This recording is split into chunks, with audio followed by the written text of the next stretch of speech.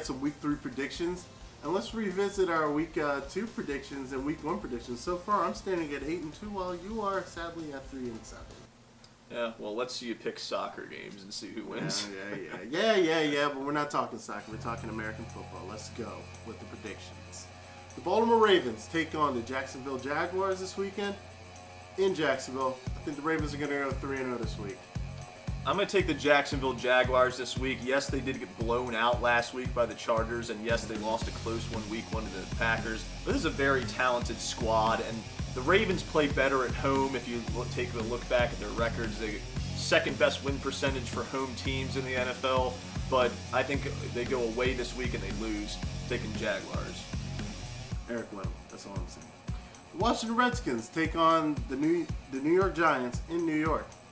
I'm going to say there's no way the Redskins are going 0-3. Redskins with the victory. I'm also going to go Redskins, and hey, maybe they're better away this year than they are at home. Losing 2 in a row at home kind of surprised me, but I'm not going to take them to go 0-3, so I'll go Redskins as well. Yeah, this pick is clear for all the Redskins fans watching. I just don't see y'all going 0-3. We also have the Oakland Raiders this week taking on the Tennessee Titans. I think for sure the Tennessee Titans are going to take the victory at home. I think it's going to be a very close game. I could honestly see either team winning it, but I'll also take the Titans. They got home field advantage, and they've got DeMarco Murray, who I think is going to rack up some good stats against that Raiders D. The Vikings with no Teddy Bridgewater or Adrian Peterson. I take on the Carolina Panthers. I think Superman Cam takes the win this weekend with the Carolina Panthers. Well, Vikings do have a very talented defense as they've proven this year, but I'm going to go with the Panthers as well.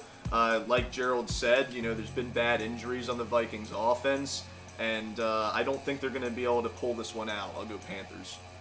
You got the Denver Broncos versus the Cincinnati Bengals. And I honestly think in Cincinnati, this is the Bengals game to win. Yeah, I'm going to go with the Bengals.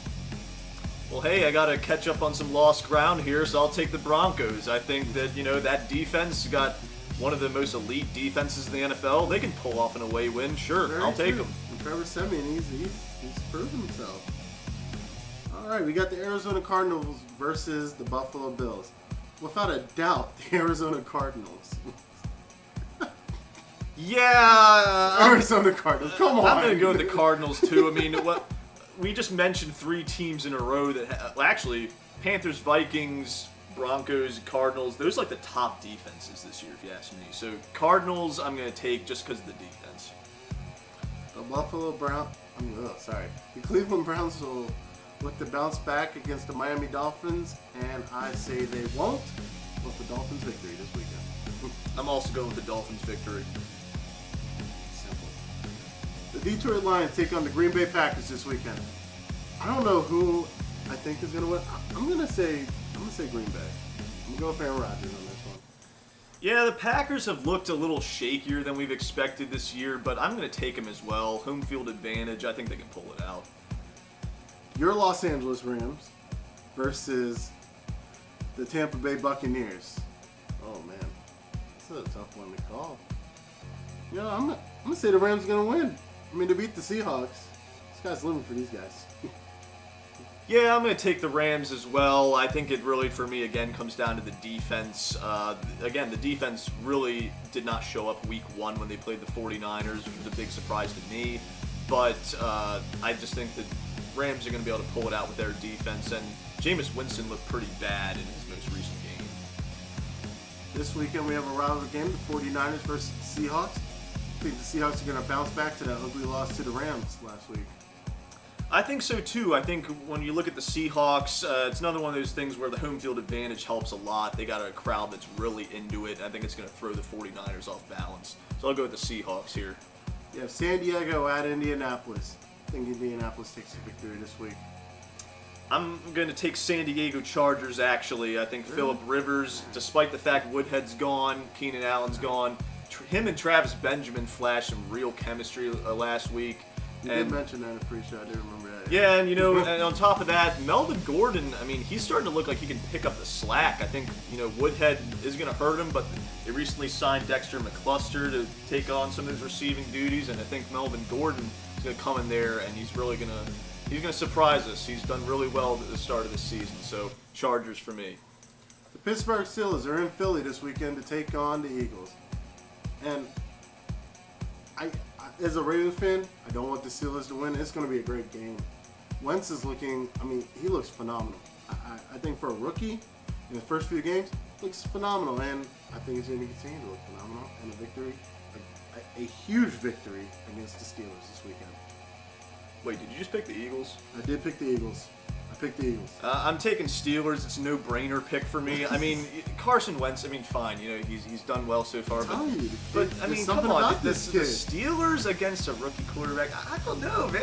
I see where you're coming from. I'm just saying, I think the magic's going to continue. I think the fairy tale's going to continue. He's going to get snipped off eventually. I know he's going to get snipped off eventually, but I just think he's going to pull one on the Steelers. It's going to be a close game. Well, it's a no-brainer contrarian pick for me because I have to go against him to try and catch up here. Steelers. All right, whatever. Let's keep going. You got the New York Jets versus the Kansas City Chiefs. I'm gonna go with the Jets this weekend. Yeah. I'll go with the Chiefs just because the Jets got some of their receivers dinged up last week. We're not sure if Brandon Marshall's going to play. Some of their other receivers have questionable injuries. So I think just because of the fact that Jets have some banged up guys on the offensive side of the ball, the Chiefs can squeak this one out at home. Okay, we got the Chicago Bears versus the Dallas Cowboys in Dallas, and I think Dak Prescott. That's a crazy name. I think Dak's going to do it again. I think the Cowboys going to have another victory. I'm also going Cowboys. We have to remember Jay Cutler's hurt. Their running back on the Chicago Bears, Jeremy Langford, is kind of ineffective. He's got a low amount of yards per carry. So there's not a whole lot to like about the Bears in this one, especially with them going on the road. I'll take the Cowboys. And last but not least, we have the Atlanta Falcons taking on Drew Brees and the Saints. I think the Saints are going to win this one. It's going to be a big-time shootout, that's for sure. We're looking at two bad defenses here, two pretty good offenses. Tough one to call. I'll go with the Saints. All right, and there you have it, the predictions for Week 3 of the NFL.